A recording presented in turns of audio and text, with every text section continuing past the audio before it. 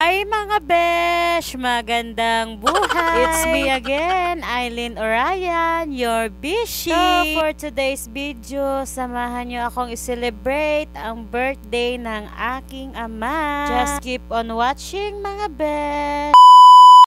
Ayan na nga mga besh, ang aking kapatid na si Gingging. Atiging ko nga pala yan kung tawagin. Ayan na nga mga besh, ang beshi nyo ay busy din sa paggawa At ayan na nga pala mga besh, ang aking bayaw na si Tuto. Bantayan yung litson para hindi masunog. Nga pala ang Mr. ni Mami Alam nyo ba mga besh na ang litson niyang ay baboy ramo? First time ko nga palang makatikim ng litson na baboy ramo mga At besh. Ayan na nga ang papa, birthday boy yan. Diyan nga din pala yung kapatid kong si Raymond mga besh. Hindi ko lang siya binidyohan dahil wala siyang damit. Yun na, baka ma-violation tayo. Kaya iwas-iwas muna mga besh. Ano nga yung mga kasabihan mga besh kapag ka-birthday mo?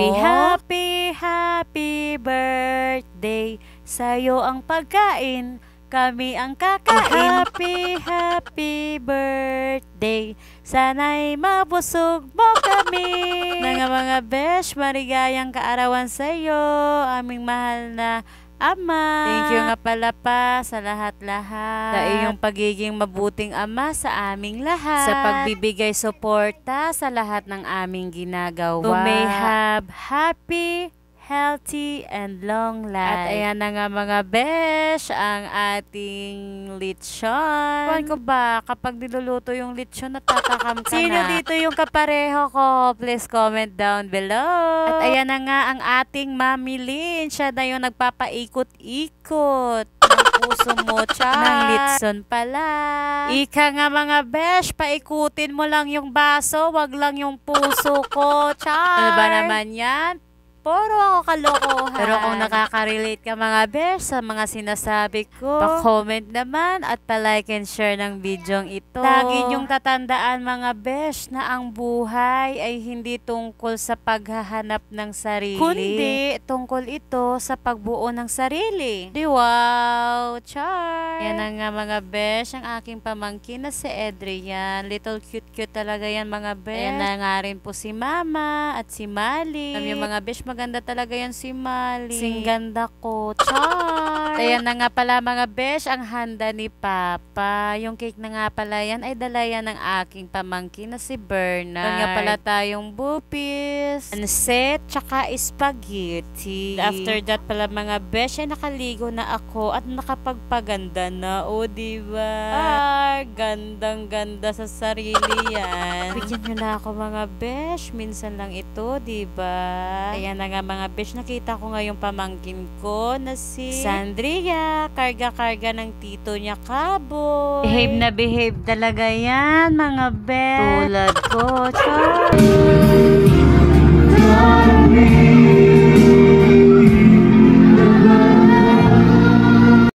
Worship song nga pala kami muna dyan mga besh. At ang aming singer ay ang pamangkin kong si Bernard. Talaga naman kasing napakagaling yan kumanta akala mo naman singer professional. Ayan na nga mga besh, kami nga ay kumanta ng happy birthday.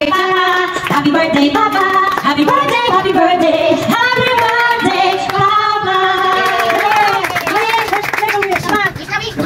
Ayan na nga mga besh, magwi-wish na ang ating birthday boy. Naman besh ay hinihiling ko na sana bigyan pa sila ng mas habang buhay at makasama pa sila namin ng matagal. Ayan na nga mga besh, pagkatapos ng lahat-lahat, inadtad na nga pala yung ating lechon. Yun ang natatakam dyan. Char! Kain lang po tayo mga besh. Sarap-sarap yan mga besh. Promise, akala ko talaga hindi masarap yung baboy ramo pero masarap pala talaga siya mga besh. Ayan na nga po mga besh, ang aming visitor, sina Jimpa. Wala nga muna yung naunang napunta dito sa bahay dahil hindi pa dumating sina Aldrin. Pagka maya-maya nga mga besh, dumating na sila Aldrin kasama ang kanyang pamilya. Ang kanyang mga kapatid ni si Eliza at si Aiza at si Eileen. O diba kapangalan ko pa. Madin pala nila yung kanilang mama at kanilang auntie. Ayan na nga mga besh, sila Aldrin at si Eliza nagbibidyo-video din po kasi alam nyo naman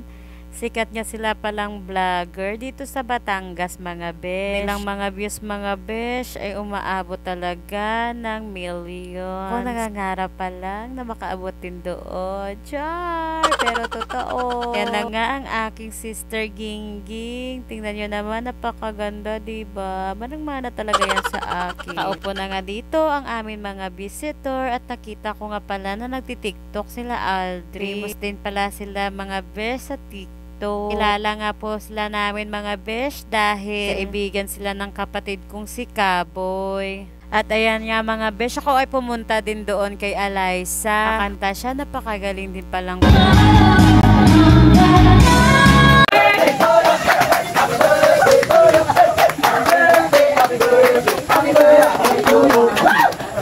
Mga besh, kinantahan nila ng happy birthday si Papa dahil nga meron sila dalang cake na regalo kay Papa. Pagpasok ko nga pala sa bahay ay sumasayaw ang aking anak ng TikTok. Kagaling!